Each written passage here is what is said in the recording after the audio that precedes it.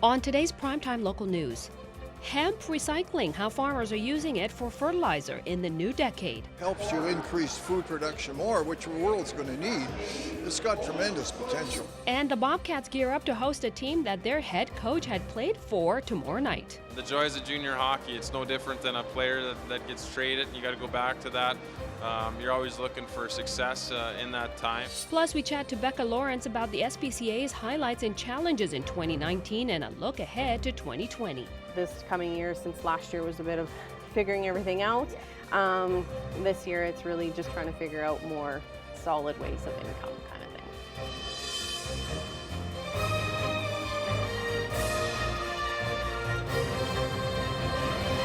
Prime Time Local News, serving the Lakeland and Midwest regions. For M&M Food Market, running a successful business means giving back to their community. Eric Bay has more in this week's BioClean Business Bio. Making sure to give back to Lloydminster and area is important to M&M Food Market, as they are heavily involved helping local groups fundraise. A lot of the stuff that we do is getting involved with the community here for schools, even in small towns. So we'll offer up fundraising sheets. We'll get people to go sell our products, and then whatever they sell, we give back 15% back to them on the food sales and 10% back on gift cards. M&M also makes it easier for seniors to get what they're looking for by offering free delivery. It's a win-win. Both of us win.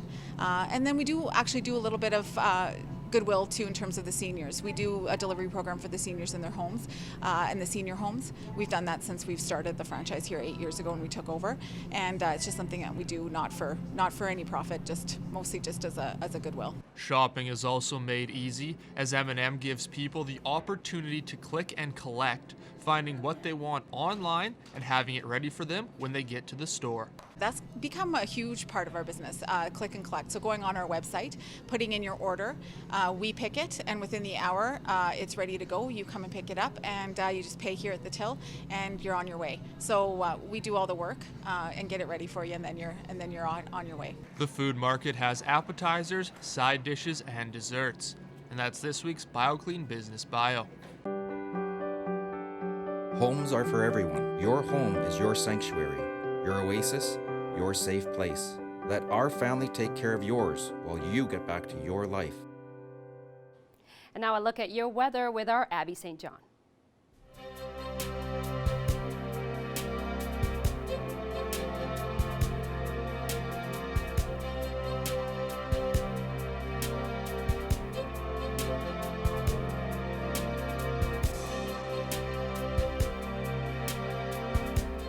Thanks, Judy. Well, taking a look at current temperatures, it is -3 currently here in Lloydminster. Fairly cloudy skies.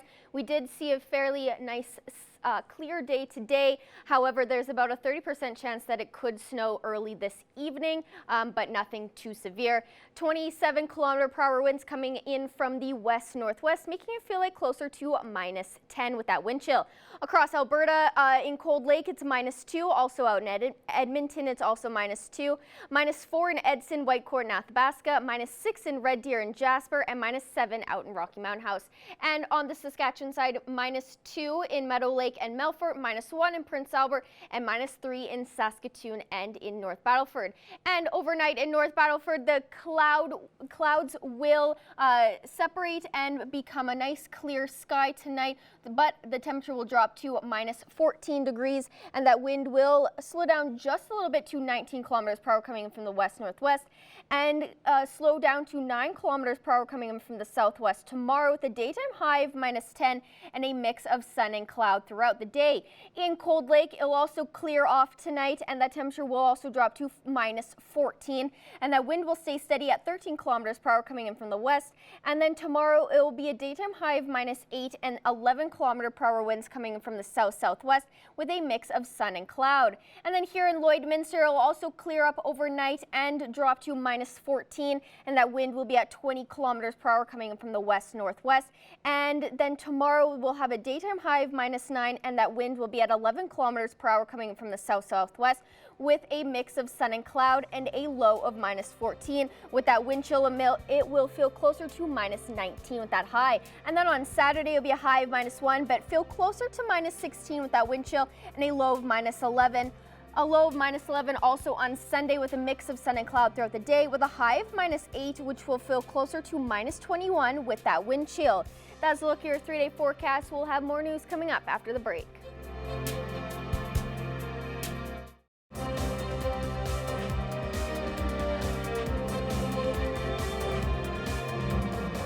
Welcome back. MLA Colleen Young was in our studios, and I sat down with her to talk about the highlights and the challenges she faced in 2019 and a look at Saskatchewan's growth plan for the next decade.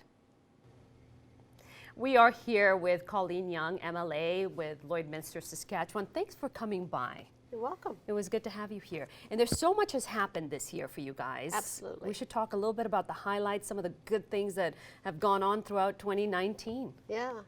It's been a bit of a challenging year, but at the same time, we've done very well as a province. We started out with a budget that was on balance and on track, and very proud of that because, you know, in these very challenging times, that's always something that, you know, is tough to accomplish. And as a province and as a government, I believe we've done very well in that. I think so too, yeah. And there's so much in terms of, you know, jobs and the economy and stuff like that as well too. I mean, cancellation of the federal tax, that was a huge thing for us this year. Let's talk a little bit about that. Of course, we have a lot of other things that came through this year, but that was a major one for people. It is. And you know what, it really has been a challenge and a no fault of our province and our government, but more of the impositions that have been put on the province by the federal government over the last few years. And you know, our oil and gas sector in particular, and some of the challenges they've seen with Bill C-69 and Bill C-48 have been, I think, the biggest hurdles. Yeah. What do you think we're looking forward to in terms of that now? You know, in terms of, you know, even our exports to international markets, you know, the pipeline that's happening right now. What are the challenges there for us? Well, I think you know, we've had some good news lately. Enbridge Line 3 on the Canada side has been completed and is in working order. So hopefully that'll be completed into the States because that is one of our largest trading partner currently in the oil and gas industry. As we've heard just this week, TMX is on the move and there are some jobs going to be created there. But you know, that was something that should have happened years ago. And I think that, you know, as a government, we have stood up for the people in Saskatchewan to push back on them and ensure that it's an industry and a resource that we need to keep moving forward. For sure. How do you think people are anticipating that type of thing? I mean, there's so much talk here in this town, right, about all of that. Right, and I agree, it is talk, you know, and it has been a significant challenge, particularly for Lloydminster in this area, because as we know, we are a very big oil industry here in this area of the province, and a lot of those companies and businesses have hung on for as long as they can, but after 4 and 5 years, you know, they have to ensure that they are meeting revenues for their investors and for the people that work for them. So some of them have gone elsewhere and gone to the States, as we know, but we still have some in our area that are strong and are, you know, have continued to invest in Saskatchewan, and we're very appreciative of that. Beautiful. And of course, one more thing that I don't want to forget is a commitment to renegotiating a new equalization formula. Agreement. I wish I could say that word. No, that's fine. That's good. Yes, and our premier, as we know, just was chairing the Federation of Premiers Conference in Toronto last week, and that was one of the topics that was put on the table. And we as a province have been pushing back on the federal government to treat us the same as the eastern provinces, particularly Quebec and Ontario. Of course. And of course, we have that Saskatchewan growth plan, the next decade of growth, 2020 to 2030. Let's talk a little bit about that. Right. I think, you know, people will remember when we became government in 2007, the former Brad Wall, our premier, put a growth plan in place then for 10 years of progress. And for the most part, we have met all of those targets. There's a few that, you know, we have found challenging and are still working on. This is the next one. We know that, you know, it's important to put a strategic plan in place for the people to see where we're going in the future. And back in August, we had a caucus retreat, and many of us put forward some wonderful ideas, and we've come up with 30 new goals for 2030, and we plan on trying to achieve every last one of them. What would be the highlight of that for people to kind of anticipate the Well, I think growing our economy so that, you know, we have more people working here, more people employed, 100,000 more new jobs is a target that we're reaching for, and I think we'll find that. I think that we have some advantages here in Saskatchewan that we have not really pushed ourselves, particularly in the tech sector and in our agriculture industries, and I think that's something we're really looking forward to doing. It looks promising. Thank you so much. We're out of time, but thank you for You're being here with welcome. us this year. Yeah, Awesome. well, you're welcome, and I say Merry Christmas to you and to everyone else out there. Definitely. Happy holidays for sure. Thank For sure. you. Thank you. Now let's take a look at your stock market prices for today.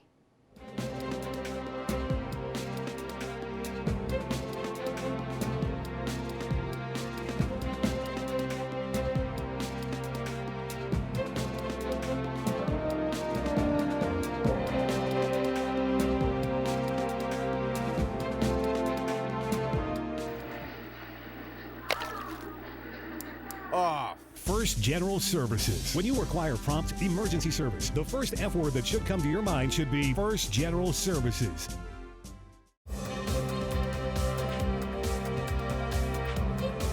The Bobcats came back from their Christmas break on Monday and duked it out against the Bonnyville Pontiacs. The game ended with a 5-2 loss, but the Cats are hoping the new year can change their luck around.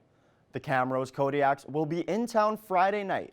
Currently, the Kodiaks sit fourth in the South with a record of 18, 16, and 3. This is the first time the Bobcats have hosted the Kodiaks this season. In their last matchup, Camrose walked away winning 3-2. Wasn't impressed with our first period. We got outplayed in the first period and discussion after the first, and I thought our guys responded in the second. For Bobcats head coach Nigel Dubé, the game is a little extra special. He played with the Kodiaks in 07 and 08. He also was an assistant coach with the Kodiaks in 17-18 and part of last season.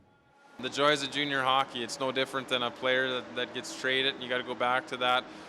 You're always looking for success in that time, but I have a lot of respect for that community from playing there back in the day to coaching there. Puck drop tomorrow is at 7:30 at the Civic Center. Now to our Abby St. John, who's going to blow you away with the weather.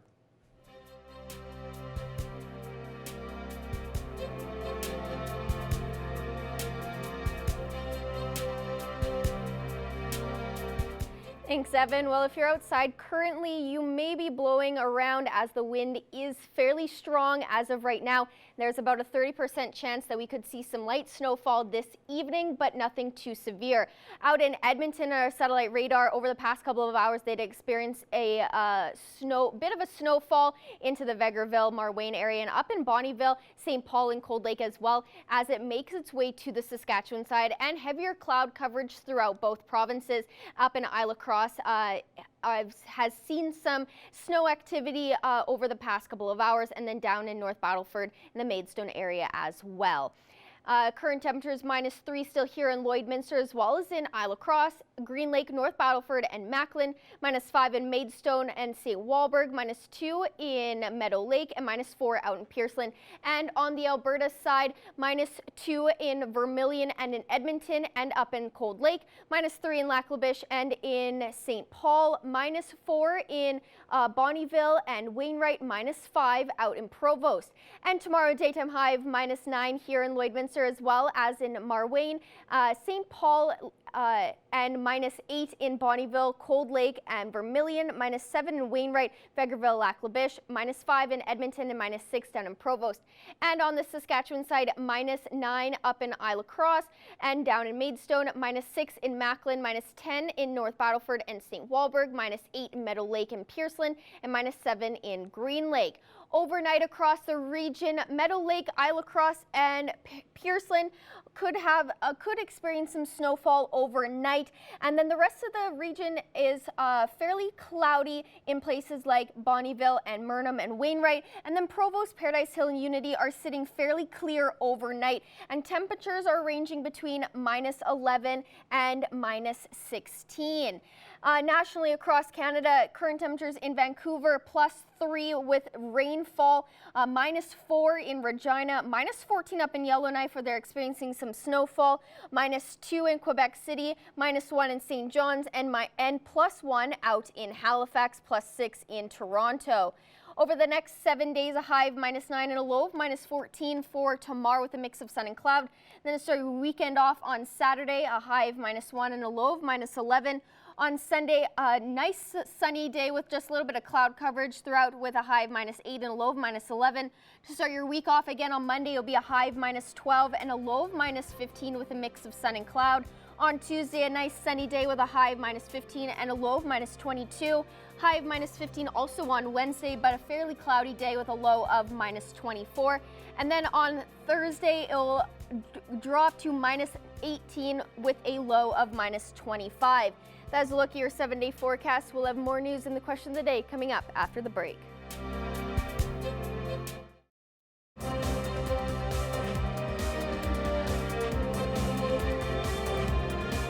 I'm here with Becca Lawrence with the SPCA, and today we're going to run through the highlights of this year as it is almost coming close to the end of 2019. So first, thank you so much for coming in and doing this. You're here every Tuesday for Pet Project, which is something that we love doing here, but there's so many events and different fundraisers that the SPCA puts on every year or all throughout the year. So would you like to just run through a lot the highlights of this year and some of the events that really helped you guys?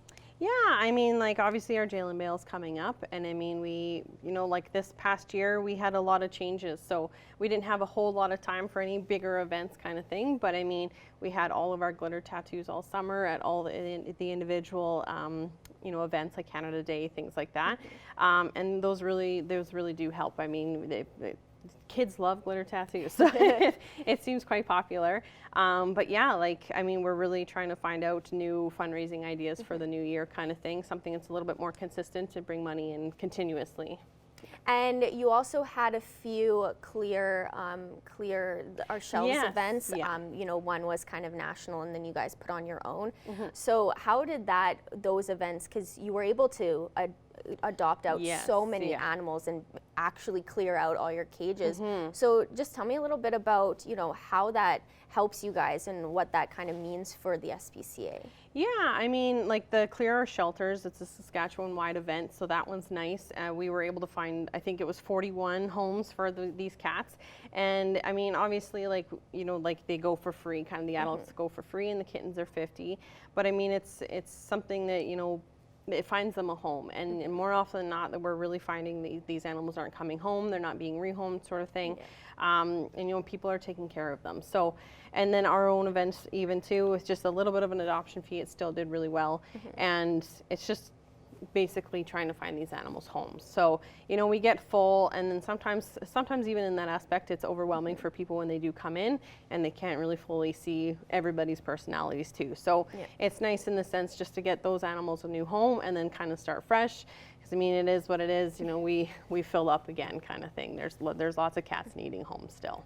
And you, I know earlier this year you experienced a lot of influx of stray cats that came in with various injuries and all that. So how is that? How is the SPCA able to deal with having those injured cats and helping them, kind of heal themselves so that they can be rehomed?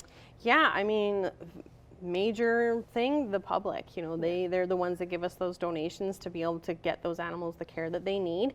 And then our fosters are the next ones, they're the ones that'll take these animals in to take care of them until they are better and feeling like themselves, right? So it really comes down to our public presence, the people that continue to support us. So yeah, we have that account, so that all that, the sick and injured account, and then, all that money goes into there. And and we use it towards those cats specifically, and dogs as well, obviously. And the city just awarded the SPCA with a Yes. pretty large grant. Yep. So can you just tell me a little bit about what that money will be used for and just what that means for the SPCA? Yeah, I mean, it's huge. Obviously, it's $75,000, and I mean, you know, we went back in September to present, obviously about our organization, and you know, they've really helped us out. Obviously, I mean, that's a big, large sum of money, and it just helps us continue to run. Obviously, you know, and still to be able to spay and neuter all the animals. We don't really want to stop having to spay and neuter the adults or the kittens and puppies still. Because we were really finding that they weren't getting done a lot of the time. So it's really a major thing for us to continue helping the community to not, you know, be a part of the problem and reproducing all of the cats and puppies kind of thing. Because that's one of the biggest ones we had this year was an influx of kittens for a lot of kittens this year. Yes, which could cause a bigger problem in the long run. Yes. So you're also the dinner theater is a big part of you know, putting the money aside for something specific like getting a new building. So what are you hoping, before we wrap up, that will happen in the new year and throughout 2020? Yeah, like we really just want to start making more fundraisers that, like, you know, like we want to start sponsoring a kennel. So we have like a yearly one you can sponsor, or you can just sponsor an individual animal. And that basically it pays for all of their care while they're in our care. And it's just, you know, we want to find those consistent payments every month kind of thing, just so we can, you know, have something in place to be able to run a larger shelter. So with the dinner theater putting that money aside for a new animal shelter for the Lloydminster area, it's a great thing, I think, because it's a sure way of getting a huge sum of money into their account every year as well too. So I think it's great that they're putting that aside, and then we really this coming year, since last year was a bit of figuring everything out. This year it's really just trying to figure out more solid ways of income kind of thing. All right. Well, thank you so much for coming in and running through 2019. And hopefully in the near future, you're able to open up that bigger shelter and, you know, accommodate for more animals to come in and get more animals rehomed. Yes. So thank you so much. Thank you.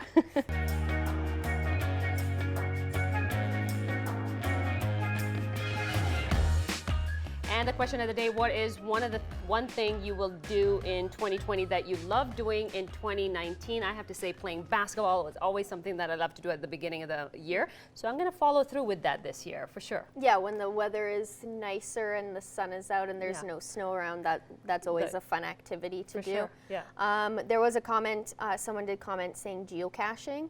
That was super popular, and you know, it's always super fun to learn about it and to actually participate. So it's always nice that it's still going on and people are still enjoying it. And then for me personally, I'll probably just continue binge watching shows and movies and all that kind of stuff.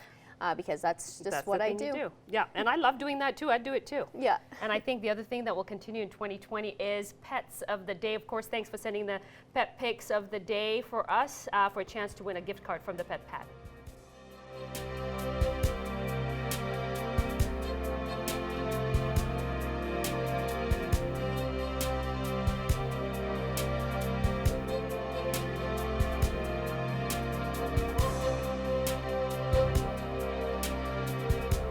We want to see your pets. Send photos of your pet and their name to our Facebook, Twitter, or Instagram to have them featured on Pet of the Day. Your name will be entered into a weekly draw for a gift certificate from the Pet Pad.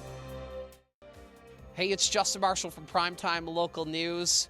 It's time to take a year in review. 2019, great year in Cold Lake, and 2020 is going to be even better. Catching up with the mayor of Cold Lake, Mr. Craig Copeland. So how was 2019? Well, 2019 was sort of a continuation of sort of the recession, as we call it.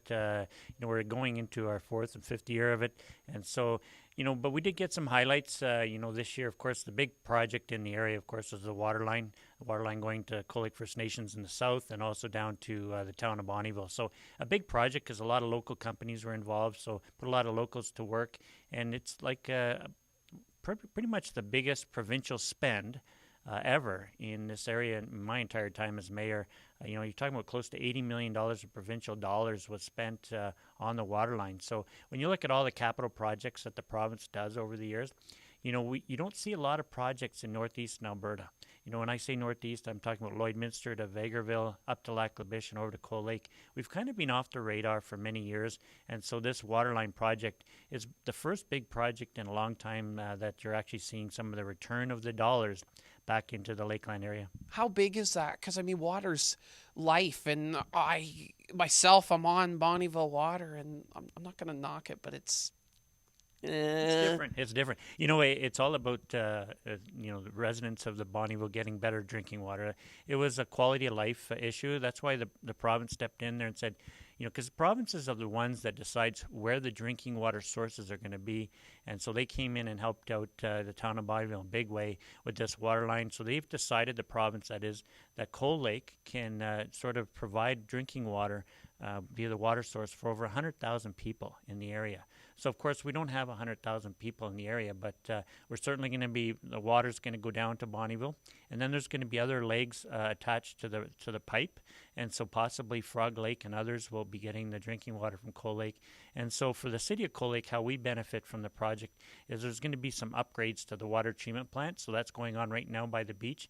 So the contract was divided into 4 different contracts, 2 of them being the pipeline work, and then 1 at the water treatment plant, upgrading that, allowing it to be able to provide water for over 40,000 people. So there's been a lot of construction down the beach.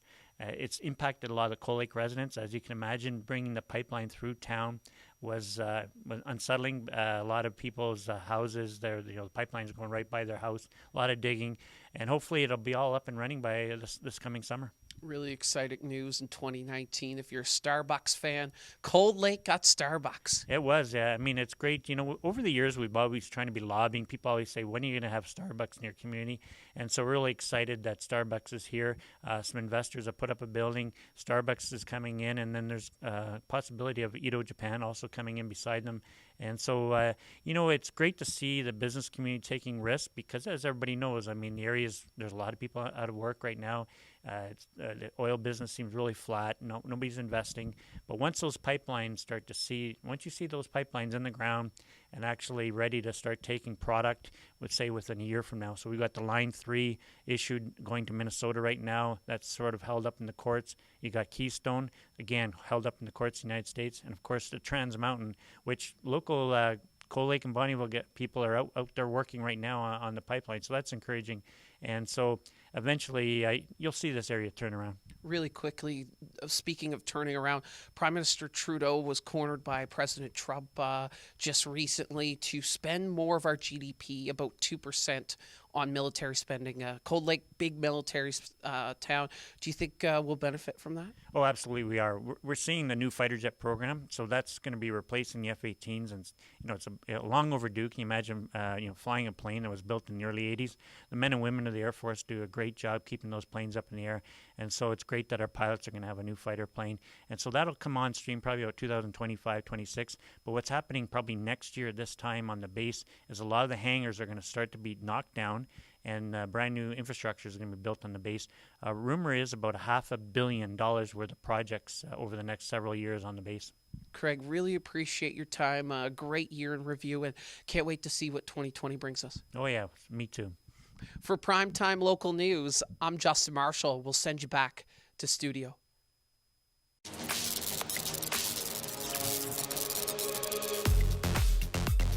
The new year is upon us, and it is a year that is full of hope. We hope that it started off well for you, and if you've got some teenagers in your house, they can start off the new year with the New Year's Swim at the BioClean Aquatic Center. It's coming up tomorrow night, and they can go swimming. There's going to be an inflatable obstacle course. A DJ is going to be there. They're going to have some snacks as well. Make sure you get your ticket in advance, though, so that you don't miss out on this really fun evening. It's taking place at the BioClean Aquatic Center tomorrow night. The snow is here, and we've been lucky to have some mild temperatures recently, so I bet you it's going to be great conditions for Mount Joy's opening weekend. This weekend is opening weekend. You can head out Saturday, Sunday, 10 a.m. until 4 p.m. Whether you love to ski, maybe you love to snowboard, or maybe you're just getting started, Mount Joy Snow Resort is the place to be. Help them celebrate their grand opening weekend this weekend. And you've still got an opportunity to celebrate New Year's. Ukrainian New Year's is coming up next Saturday, January the 11th. Join the Malonka dancers for the Malonka Dine and Dance. Delicious food, great entertainment, a chance to win some prizes, and a really fun night out. If you want to get your tickets, just get in touch with the Lloydminster Ukrainian Cultural Association. Well, whatever you choose to do this weekend, I hope you have a great one. I'm Heather Klegus, and that's what's happening.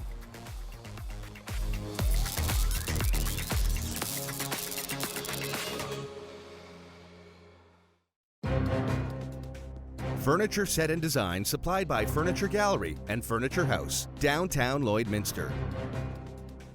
Hey, it's Justin Marshall in Bonnyville here for Primetime Local News. We're at the community Christmas dinner and we're wrapping up 2019. I'm here with the mayor of Bonnyville, Gene Cebalowski. First of all, why'd you come out to the community Christmas dinner, Gene? Because this is an annual event for me, and it's a chance to give back, say hello, renew some relationships, and basically just have a fun time. 2019, was it a fun time? 2019 was a challenging time, particularly the last half of it with the whole ID 349 and the minister making decisions. But you know what? Prior to that, we had a lot of accomplishments. We've got the water line under construction. We see light at the end of the tunnel with getting that Cold Lake water here. And all in all, from a council perspective, we grew together as a group. We had the elections both federally and provincially. We're starting to build relationships there. So all in all, it was a very good year. Talk about that water line. Every year in review interview I've done so far, everybody's talked about that regional water line. It's the most money in this region ever, I think, invested, right? Absolutely. And when we talk about the water line, it was always, we need the water line, got to get the water line. So in 2019, we were building the water line. I can hardly wait for the interview in 2020 when we said, and we'll be holding those wine glasses full of water, and we go clink. It finally happened. How important is that water line? That water line is very important because we're going to be hearing from Leica on Tuesday about the state of the lake in terms of phosphorus and things like that. And we're going to hear things, I expect anyway, I haven't seen the report, but I'm hearing things that our water is continuing. We're going to need to do some work. We're going to have to start working on solutions just to get it to a pristine lake or a lake the way it was 20, 30 years ago. What other things do you feel the town of Bonnyville accomplished in 2019? Well, perhaps one of the most momentous items for me was the raising of the Treaty 6 flag.